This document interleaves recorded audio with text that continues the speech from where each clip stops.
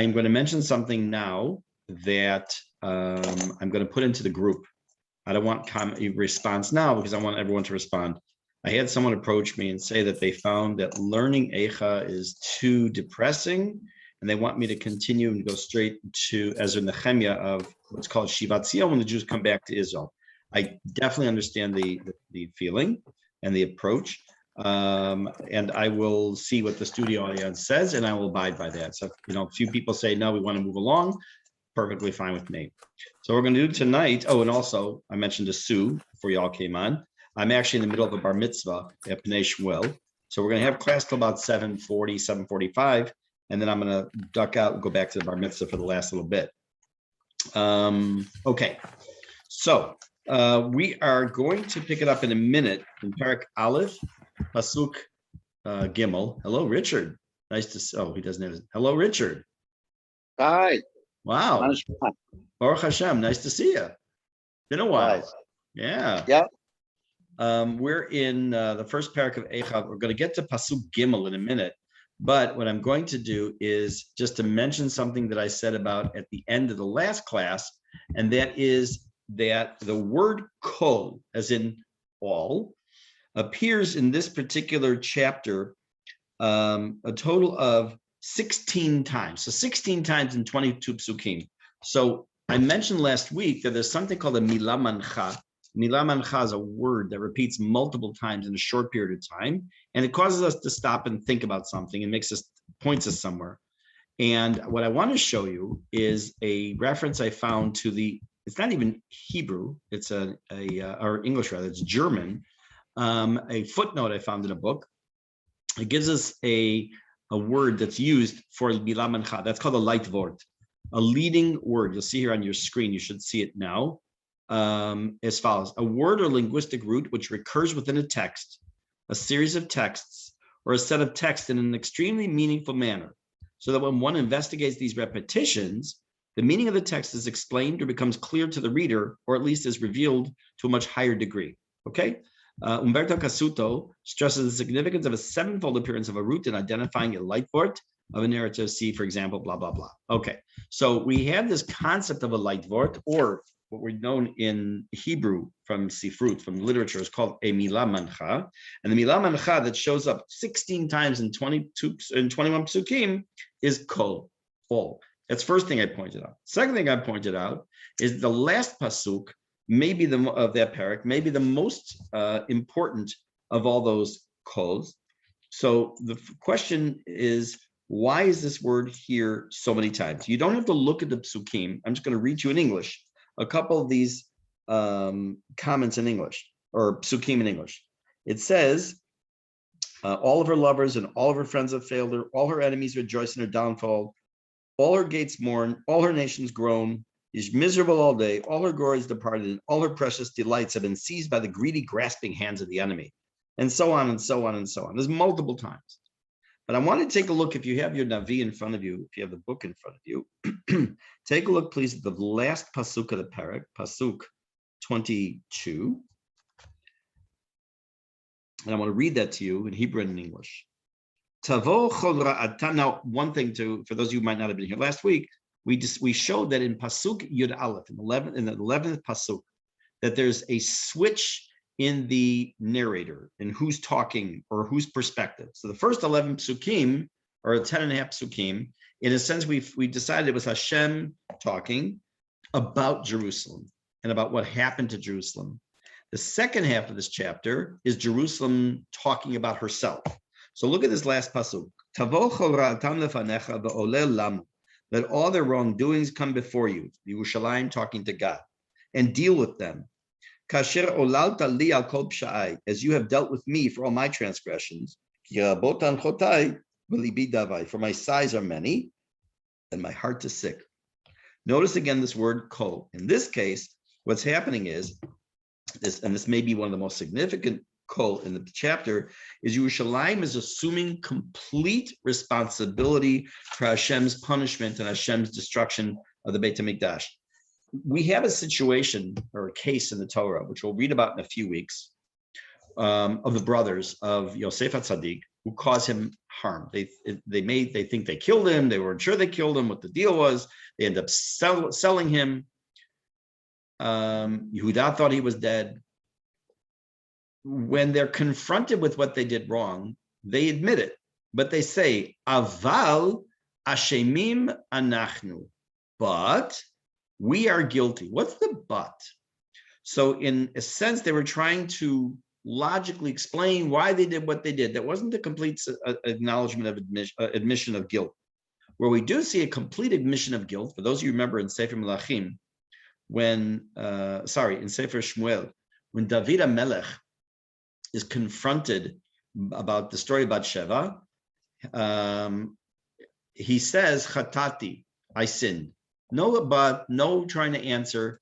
And here we see Yerushalayim admitting and saying that the city is culpable, that the inhabitants are culpable for what's happened, as opposed to trying to answer for and saying, no, we didn't do this, we did this, it's God's fault, and blame somebody else. Okay, let's take a look at Pasuk Gimel. Again, chapter 1, Pasuk 3. Galta Yehuda Me'oni. Oh, for those of you who came in afterwards, I just want to add a comment. I'm going to send a question in the group. Someone approached me that they want to move on from Eicha. They're finding it too depressing and want to maybe go straight into Ezra and Nehemiah, the time of what's called Shivat Zion, when the Jews returned to Jerusalem, to Israel, to rebuild the Beit HaMikdash. So I'll send that question in the group later tonight, Bezrat Hashem, or tomorrow. And whatever you decide is fine with me. Galta Yehuda Me'oni umerov avodah. Yehuda has been exiled in suffering and in terrible labor. Hi yashva v'goyim. She sits among the nations. Lo matzah manoach. She doesn't find any rest. Kol rodfea yisiguha. All those who pursue her catch up with her. Bein hamitzarim, between the narrow straits. I mentioned last week that this, and I think I may have read this pasuk, that the expression that we use from Shivasar Tammuz to Tisha B'Av, the 17th of Tammuz till Tisha B'Av, is known as Bein HaMitzarim, which is multiple meanings, but it's like the bad time. For the word tsar, which could mean bad, tsara, or tsar meaning narrow. It's our narrow time. Things just are not good. Okay, but I don't want to mention that. What I do want to mention is the expression used in here, lo matzah manoach. So for those of you who are astute, you will note, and I'm not going to mention a connection today, that this past week in Parshat Noach, when Noach sends out the dove, it says, Lo matzah hayonah manoach lekaf ragla, or something to that effect. That Yonah, the dove, did not find rest for its feet. So that's not what I want to connect it to, but there's another time in Tanakh where there's a similar expression that has to do with Naomi, when she sends her two daughters-in-law, Ruth and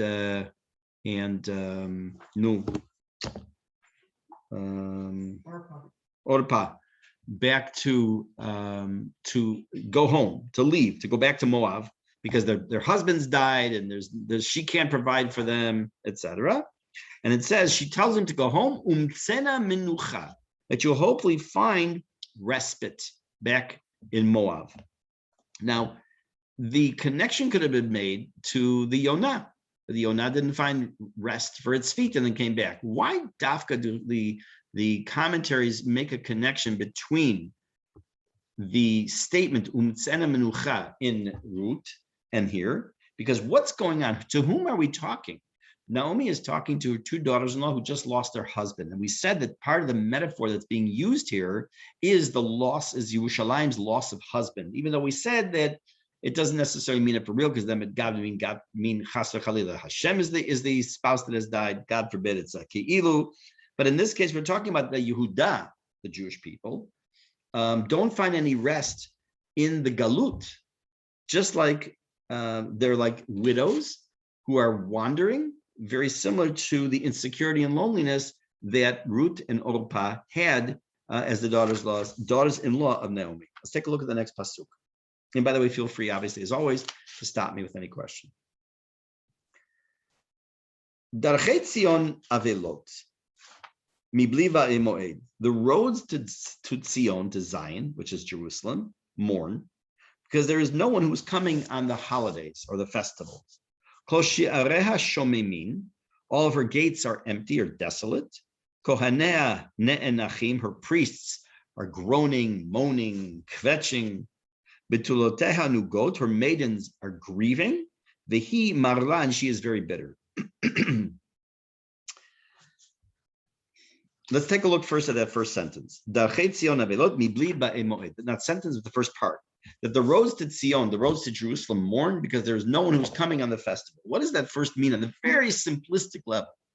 We know that in the time when there was the Beit HaMikdash and should be rebuilt, that Jews came in the hundreds of thousands, if not millions, to Jerusalem to be ola l'regel. Means that there's a mitzvah in the Torah. There are those who still say that today, even though we don't have a Beit HaMikdash, there still is at least a mitzvah d'Rabbanan, a rabbinic level requirement to go to Jerusalem, if not at least to the area of the Kotel, but somewhere in Jerusalem, to during a Chol HaMoed. But during the Chagim, during the time of the Beit HaMikdash, there was a mitzvah of Aliyah l'regel. What was that mitzvah? It was called lir'ot u'lehera'ot, to see and be seen. There was also called a particular korban you would bring called an olat re'iyah, which is also the name of one of the books of Rav Kook. And the roads were filled. Do you think you have traffic problems now during Chol HaMoed? It's nothing compared to what was going on at the time of the Beit HaMikdash. The roads were packed, jam-packed. And now it's saying that the roads are empty. But look at what it says. Look at the words. Darchei Zion avelot. The roads to Zion mourn.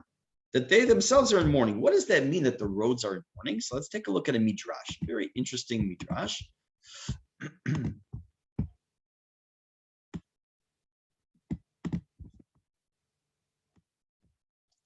Darchei Zion, this is Eicha Rabbah. Darchei Zion avelot. Amar Rav Huna. Hakol mevakshim tafkidan. Everything in the universe seeks out its tafkid. Now, we're not talking here tonight about any deep thoughts like we might in Kuzari about what's our tafkid in this world, what's our job, why are we here, but just in general terms right now, that everything in the universe, says Rav Huna, seeks out its job. Amar Rav Avdimi de min Haifa, Rav Avdimi from Haifa said, Afilu derachim mevakshin tafkidan, even the roads themselves seek out their job in this world. Hadahu dichtiv, this is what it means in the pasuk. Darchei Zion avilot bimbelim ba'emoed, meaning mibli burganin, mibli bulitin. There's no little huts, there's no little travelers, there's no anything coming to Jerusalem. Enktiv kan ela mibli ba'emoed. What's he saying here? The roads themselves, which had a tafkid, a job, which was to enable Jews to be olel regel, to be able to come to Jerusalem, to come to see and be seen, to fulfill the mitzvah of olat re'iyah. They were unable to, they were crying themselves. The roads were crying, metaphorically, because they were unable to fulfill their task. Why? Because Jews weren't coming. Ad kedei kach that even the roads were so upset about the destruction of the Beit HaMikdash. Now, we also have two interesting, sorry, let me just finish that thought, though. Sometimes when we learn something in Navi, hey, Arnold, good evening. Sometimes when we learn something in Navi, we are able to kind of picture what it was like. So you can picture what empty roads would have looked like, that people were not going to the Beit HaMikdash because they were in Galut. And sometimes it's not as easy for us to picture something. And then there are times where we can say, oh my gosh, I know exactly what they're talking about. When think back I know it seems like a long time ago, but it's not that long ago. Go back to March, April, May of 2020, last year, early days of Corona. And for those of you who ventured out and were able, for whatever reason, were permitted to travel, to go somewhere on the roads, when there was a seger, when there was a lockdown, you saw how empty the roads were. I had a doctor's appointment at Cinema City. I didn't even know there were doctor offices there, but there are. I had a doctor's appointment at Cinema City. And I went there and I felt ill. I felt sad because for those of you who've been to there, you know, first of all, it's a very large facility. Now, if you picture the main area where you go to the theaters and to the restaurants and all that entire vast open area, I was literally the only one walking around there. I took a picture. It was completely empty. And it was a very sickening feeling that really kind of hits you in the face, this emptiness. And these are the roads now we're talking about metaphorically. We're crying for the lack of Jews coming to be Ola Larego because there's no Beit HaMikdash. That's Aleph. There's no Beit HaMikdash. And Bet, they've been sent into Galut. They've been sent into exile. But in the same pasuk, it mentions two categories of people that don't seem to go together. It says, Kohaneha Nachim, or priests, are groaning, Bituloteha Nugot, that her maidens are grieving. So it's kind of a strange juxtaposition of two classes of individuals. What is the job, so to speak, in quotes, of both of those? So we know, of course, that the Kohanim worked in the Beit HaMikdash. What do the maidens represent? So the Betulot represent joy and happiness, carefree. They're different classes, they're different types of people, saying that, in a sense, that both the priests, the Kohanim, and the maidens are unified in their common denominator of sadness, that they've both given up their main role in this entire process. The Kohanim don't have a place to work, and the maidens, to bring joy and happiness to the streets and to the people are gone. And even though it mentions the Kohanim and it mentions the Betulot, it's not really singling out any one group or class of people, because in general, we're talking the entire nation of Israel was in mourning.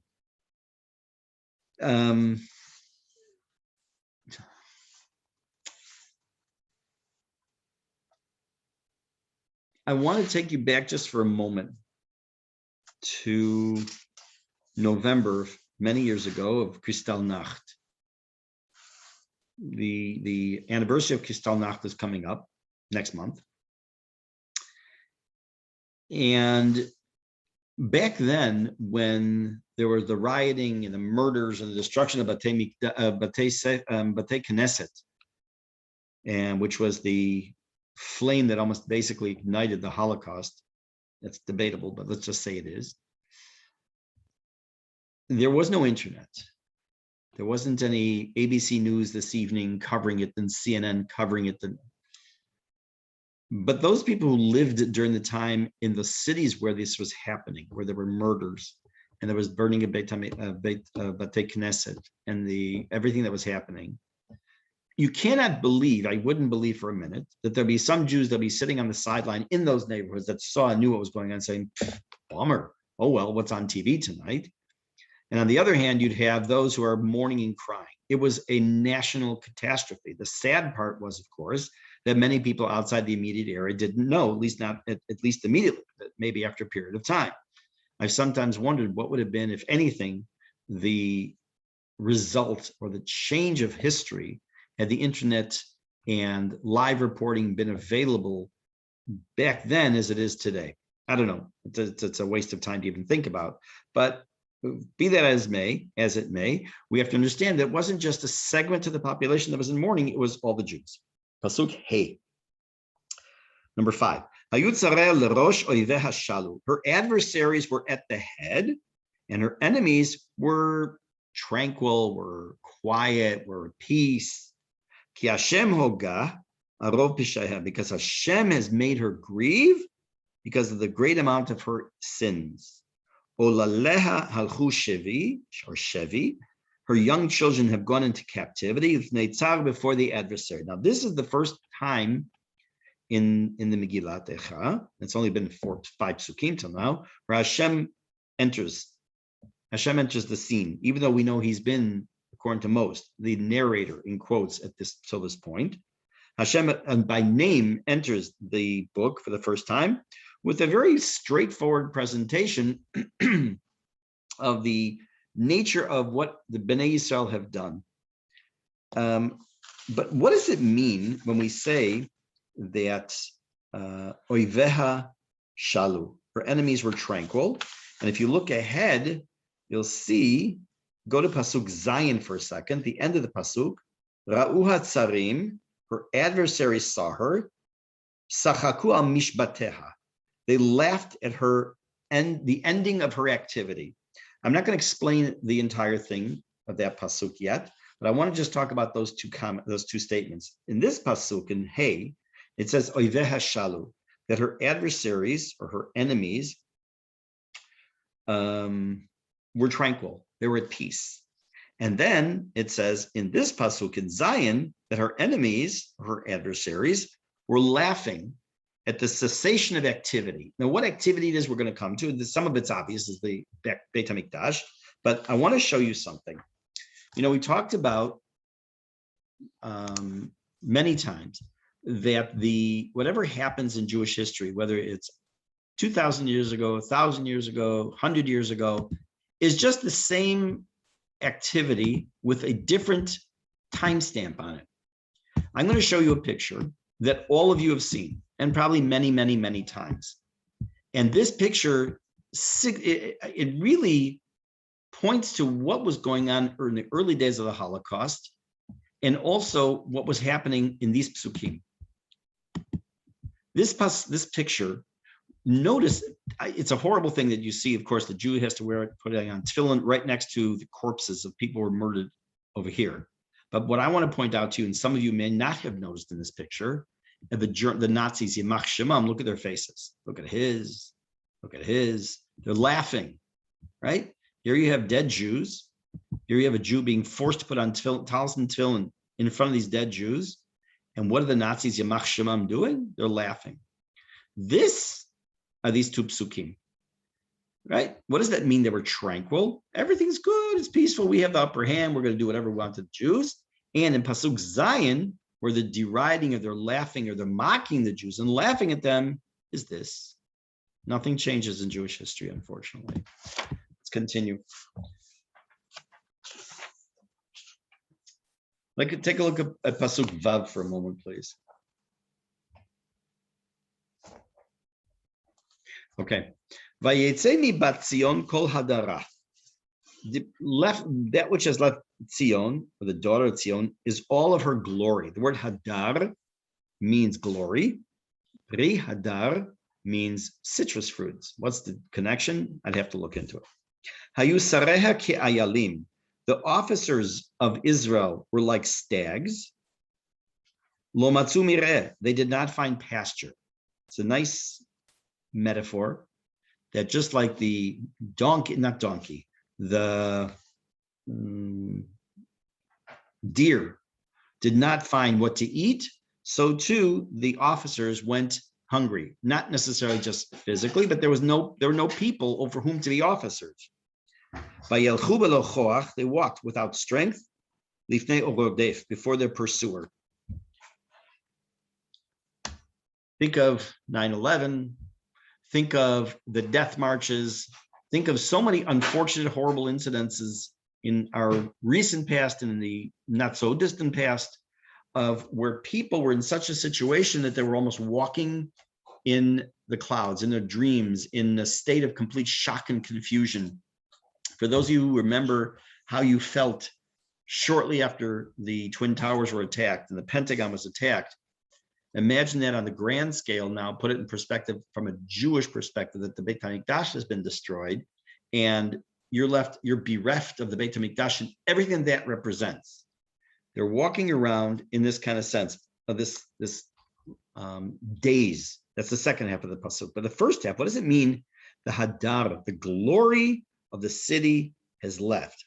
So probably the first idea you would think of the glory that has left is Hashem's majesty, Hashem's grandiosity, Hashem's greatness. That's the hadar. I mean, think about it. We say hadar kavod odecha v'divrei niflotecha asicha. We say in Ashrei, we say that we talk about God's majesty. So that would make the most sense to say that Hashem kiviyachol has left the city due to the destruction of Beit HaMikdash. But there are other possibilities that it could also be, according to, I have a note here, that Ibn Ezra suggests it was the officers mentioned in this particular passage, in this particular pasuk rather, that the officers themselves were considered the glory of the city, in a sense that we were able to, quote, police ourselves, to run our own show, to be somewhat level of independence at some point, and that glory is gone. There's another possibility. We know that there's a pasuk that tells us Tiferet Banim, Tiferet Avot Banim, that the splendor of the parent is the child, the children and the grandchildren. So that the children that have gone into captivity, that over, and I'm sorry I keep making reference to the Holocaust because it's the modern equivalent of what we have to that time period that we can at least have some connection to, that during the Holocaust, over 1 million children were murdered. And the same thing is happening over here. Either the children were murdered in the city of Yerushalayim or they were sent in captivity. And it didn't mean they went to camp for the year. They didn't sit there in school. There were things that were happening to them were terrible things. So in a sense, it's possible that the children are the hadar, the glory of the city that has been sent into exile that no longer there. And we can almost in our mind's eye picture them leaving. Now, I'm not going to put up on the screen, but the famous picture at the fall of the Warsaw Ghetto of the people, his hand, the woman put her hands up and the little kid with his hands up. It brings to mind almost that image as well. There are three, I guess I'll call them motifs, three motifs that we can see that are here, and also, at least in the way I'm explaining it, and also we've already come across in prior psukim. The movement of the Jewish people who are tired and kind of like out, they don't know what's going on. Another one is that there's this pursuer constantly chasing after them, because we talk about here in this pasuk also, the end of the pasuk says, they went without any strength before the pursuer, lifnei rodev. So this is the pursuer. And also that the exiles, the people who've gone into exile, find no rest, find no respite. As it talks about here, find no pasture. In the other pasuk, it talked about no respite, no manoach. There are these constant repetitions. However, there is a little bright shining light here as well. I'm going to show you a midrash in Bereshit Rabbah on last week's parsha, in Parshat Noach. Let's take a look at that. Let's see if this is it. Yeah. Before I tell it to you, the not finding respite, the not finding any rest, may have a little hidden bracha in it as well. This is from Bereshit Rabbah, and this past week's parasha, Parshat Noach. Vayishalach et hayonah. The pasuk said that Noach sent out the Yonah, the dove. V'lo matzah hayonah manoach. Remember, I just mentioned that before. The Yonah found no rest for its feet. Yehuda bar Nachman b'shem Rabbi Shimon Amar. Yehuda ben the son of Nachman said in the name of Rabbi Shimon, Ilu matzah manoach. Had the dove found rest for its feet, lo hayta chozeret, it wouldn't have returned. Remember, at some point you may have learned this in school or heard it in a speech that when the dove flew, it found no place to land because the water was still high. So since it couldn't find a place to land, it returned. Meaning, as he points out in the Midrash, had he found a place to land, and eventually does, he wouldn't come back. What did the Midrash tell us from this? Or what does Yehuda bar Nachman tell us? Udikavate. And similarly, a word I have trouble saying, he yashva bagoyim lo matzah manoach. It quotes our pasuk. She sits among the nations, or the one that we just said before, pasuk Gimel, and finds no respite. Ilu matzah manoach lo hayu chozrim. Listen to the statement. If the Jews did find respite in the Golah, in the exile, they would not return. Now, that is a major, major statement. What does that mean? At the end of Parshat Miketz, let me just quote the pasuk so I get it right. Hold on. Genesis. Parshat Miketz 7. Okay, 1 second. There's a pasuk that many people miss because it's the last pasuk of the parasha. If I can find it.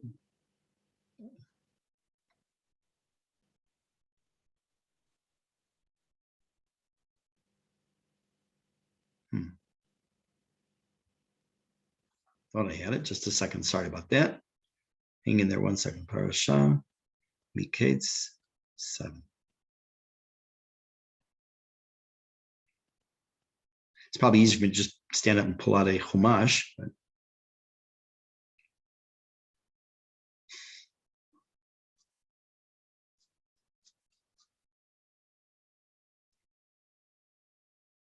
Oh, maybe it's, sorry, might be Vayigash. I'm sorry. Hold on. That's why I'm not finding it. See, I lost the train. I lost you here for a minute.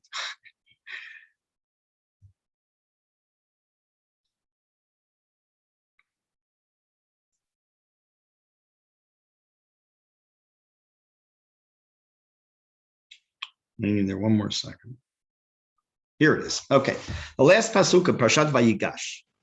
This is after Yaakov Avinu. Yaakov Avinu is about to give the brachot in Parshat Vayechi. The last pasuk, though, tells us as follows. This is already where the brothers are reunited and everything. Vayeshev Yisrael be'eretz Mitzrayim be'eretz Goshen. The Jews settled in the land, in the country of Egypt, in the area of Goshen. Vaye'achazu ba. They took hold of the land. They acquired it. Vayifru vayirbu me'od. And they were very fertile and they increased greatly. What is wrong with what happened there? Remember, when they first come to Egypt, the brothers say to Paro, Lagur ba'aretz banu. We came to sojourn in the land. What does that weird word? I don't think in my life I've ever used that in a sentence other than quoting a pasuk. What is the word to sojourn? It means to temporarily settle. But what did they do? Vaye'achazu. They took hold of the land in Galut.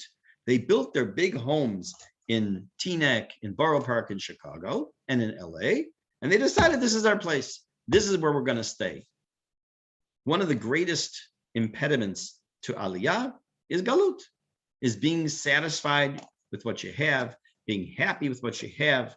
And so what this Midrash is telling us, and is alluded to in this Pasuk also, Pasuk Gimel and Vav, is that the more the Jew is satisfied and happy, in quotes, and finds rest in the Galut, the less chance the Jew is going to return to Israel.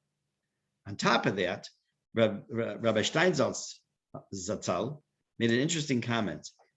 He says the following. In the Pasuk, it tells us, V'yidgu larov b'kerev ha'aretz.